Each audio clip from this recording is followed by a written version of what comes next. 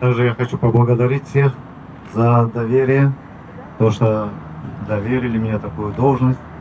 Я думаю, я справлюсь, и будем мы работать это искренне, и делать, и рассчитывать на вас, на вашу помощь. Это, без этого не обойдемся мы в любом случае.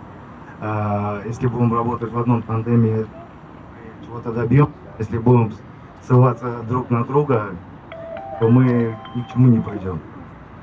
Я также очень сильно хочу поблагодарить за поддержку и городскую администрацию, о том, что их были предложения уже о содействии, так как на сегодняшний день приятно слышать и общаться с такими людьми, которые стремятся работать на созидание нашего общества и строить Крым, новый Крым, можно сказать, в таком виде, который должен устраивать все народы.